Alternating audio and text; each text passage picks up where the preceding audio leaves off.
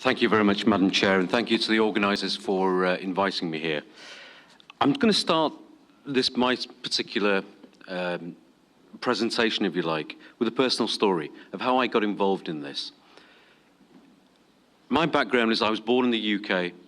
I went through all the phases that most people my age, and I'm 50, most people my age at a young age were rebelling and becoming punk rockers and then members of CND and doing various things, and then growing up and joining the corporate world and trying to earn lots and lots of money. But about 11 years ago, whilst I was enjoying a very nice corporate life, earning a lot more money than I'm doing now, my youngest child, my daughter, who was 7 at the time, came home one day and said, "Daddy, I don't want to be a Muslim." And I said, "Why?" And she said, "Because Muslims are always angry and they're always killing people." And I said, "Show me where you're getting this from." And she flicks over to the television, and there were some guys, there was the Taliban. They happened to be very angry. They looked like they wanted to kill people, and they were burning effigies of George Bush and Tony Blair. And this set off a process of self-introspection for me, because here was a young girl, 7. She didn't know anything about foreign policy. She didn't know anything about Islamism. She didn't know anything about the faith. She only knew she didn't want to be angry, and she associated the messages she was getting about the faith was to be angry. So I set off with a backpack and traveled around the world and ended up coming back with a realization that the Islam that my father brought to the UK in 1953 and my uncles in the 1920s, where there was no dichotomy between being Muslim and British, or Muslim and Indian in their case, because they never really got over the partition. They were never really Pakistanis, even though they moved to Pakistan. They always considered themselves as Indian. And for me, no dichotomy between being British and Muslim is the kind of faith that the majority of Muslims around the world are practicing. And I got involved in this kind of work in 2003.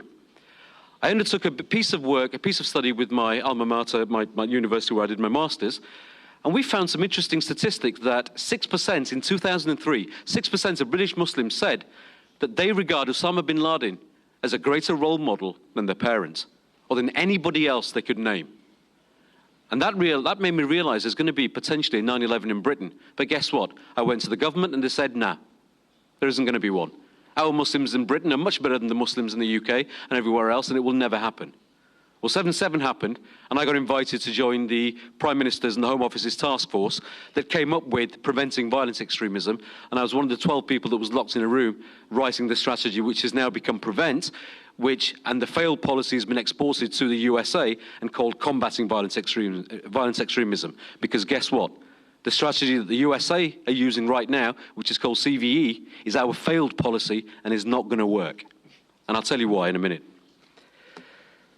President Obama made a speech a few months ago when he actually said that there is an evil ideology at play, but almost like something from a Harry Potter novel, like Voldemort, he who shall not be named, he forgot to name what it was. And the reason he probably did was he didn't want to be seen to be potentially being Islamophobic. Now, I reject the term Islamophobia, and I'll tell you why. I'm a Muslim. I choose to be a Muslim.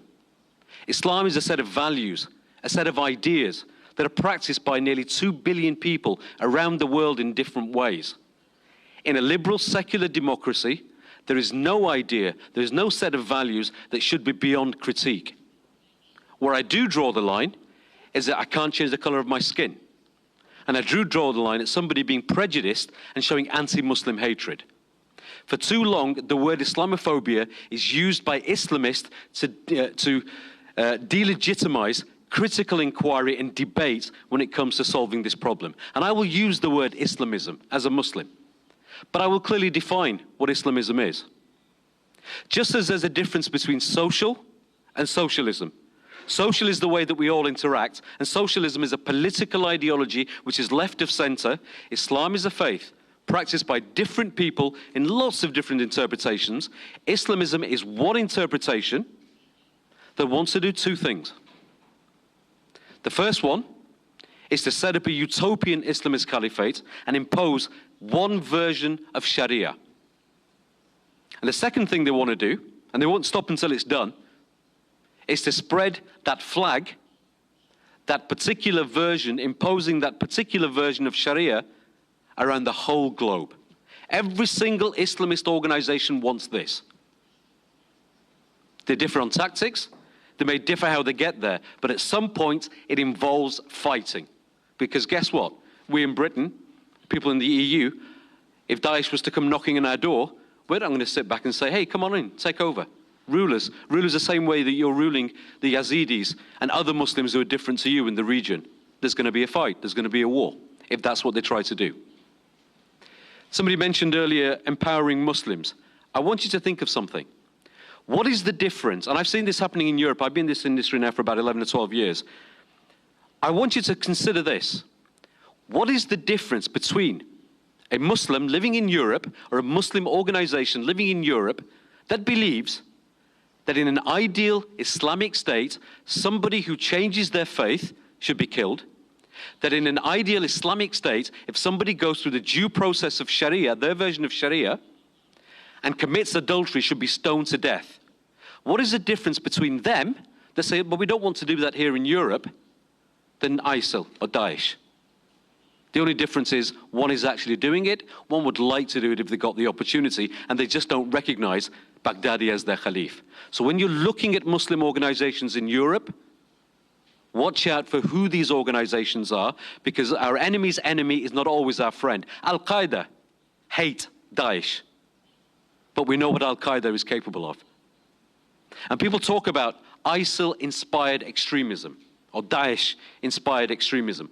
People talk about Al-Qaeda-inspired extremism. People talk about Boko Haram, Al-Shabaab-inspired extremism. Well, guess what? They didn't inspire extremism.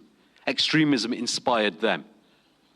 And if we just focus on one organization now, like we did 10 years ago or 14 years ago when it was the Taliban and Al-Qaeda, in 10 years' time, we'll have tens of thousands more of our youngsters going out somewhere, and we'll be talking about a different acronym. These are the things I'd like you to consider. Let's look at CVE, or prevent. CVE, or preventing violent extremism as it used to be called, and prevent now, can be broken up into two halves very clearly. When we were coming up with this strategy, we thought, how can we actually, if somebody was to ask us in a bit of an American style, if somebody was asked to ask us in an elevator or in a bar, on a bar stool, what is preventing violent extremism? What is CVE? What is prevent? How could we answer it very quickly? Well, there's two parts to it. There's a sharp end and there's a soft end. The sharp end is if somebody has directly supporting Islamist terrorism, or somebody is directly sympathizing, because again, these are the people that will say, we support in an ideal Islamic state these kind of things, but we don't support Daesh or Al-Qaeda. But we'd like to do it.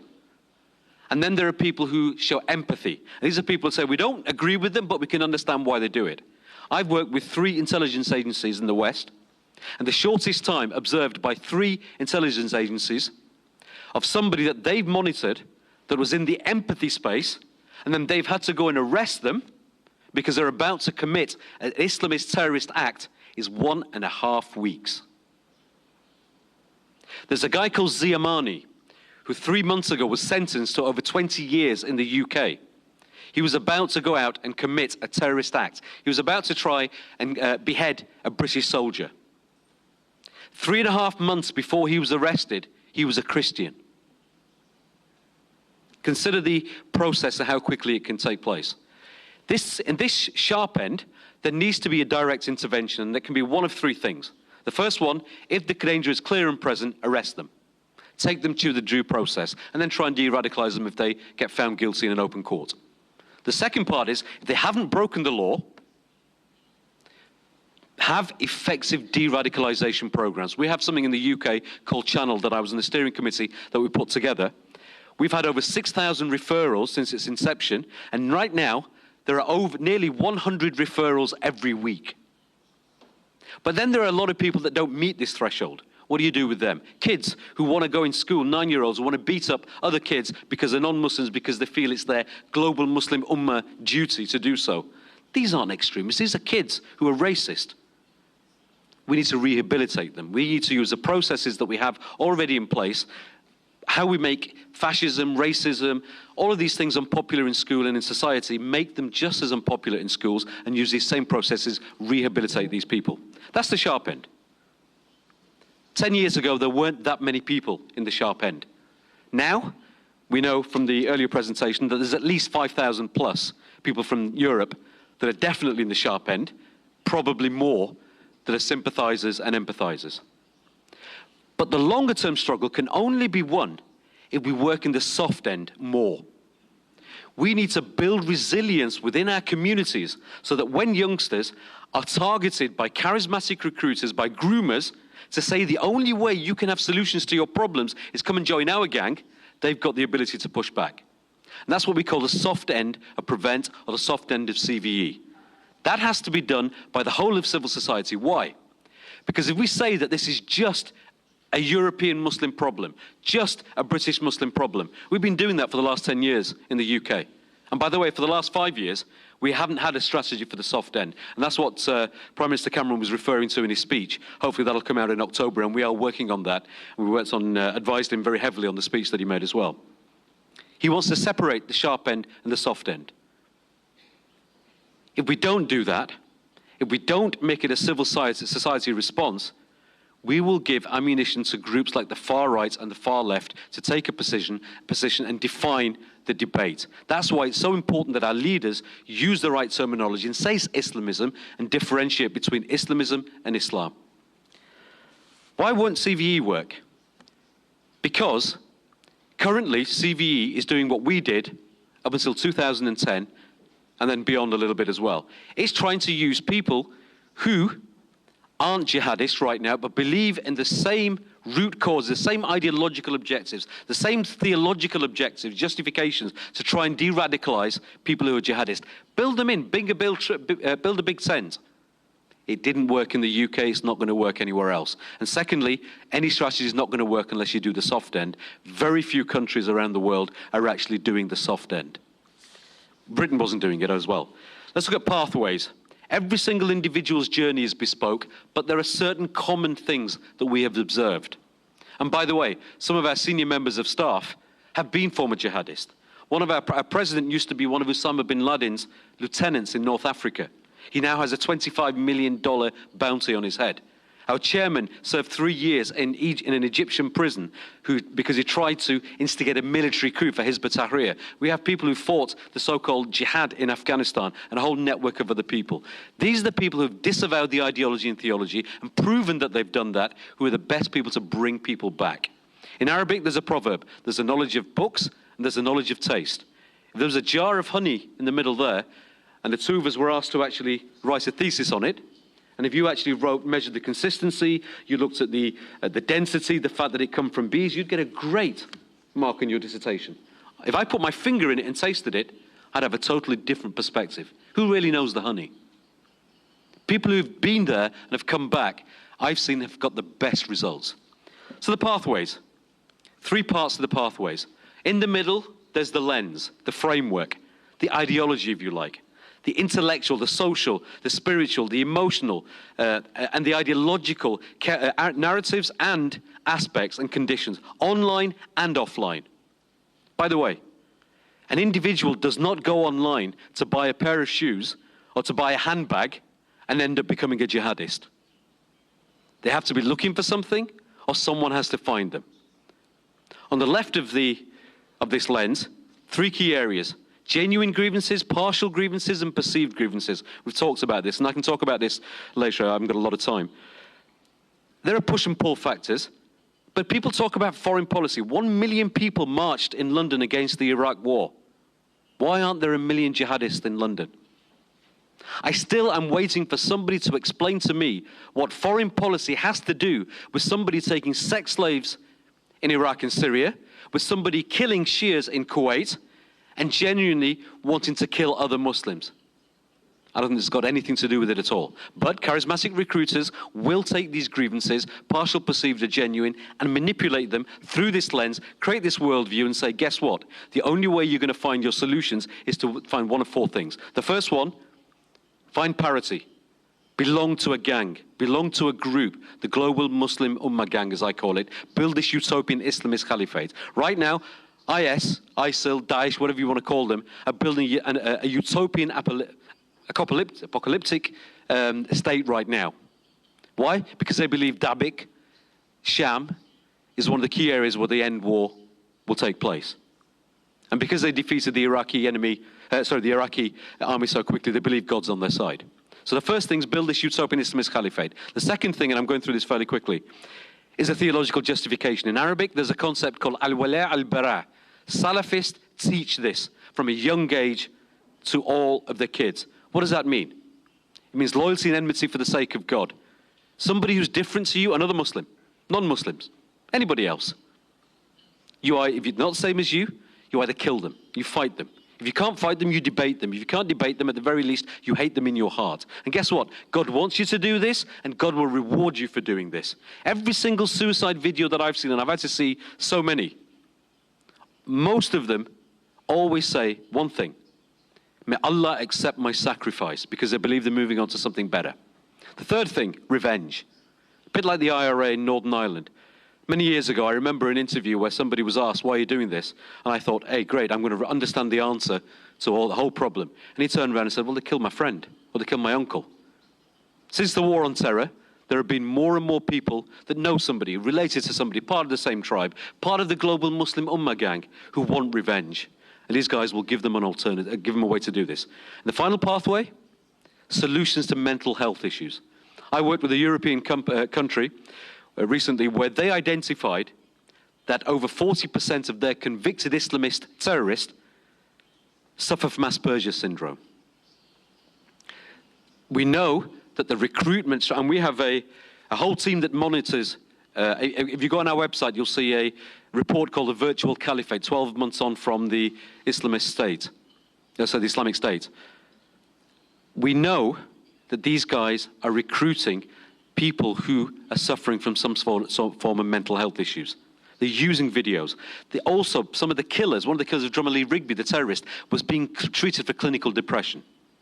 Once we understand these processes and where they fit in, we can start to put our strategies. Are we working at the sharp end or the soft end? Are we working in social cohesion? Because guess what? Grievances are in social cohesion. Don't conflate social cohesion with preventing extremism. We did that in the UK.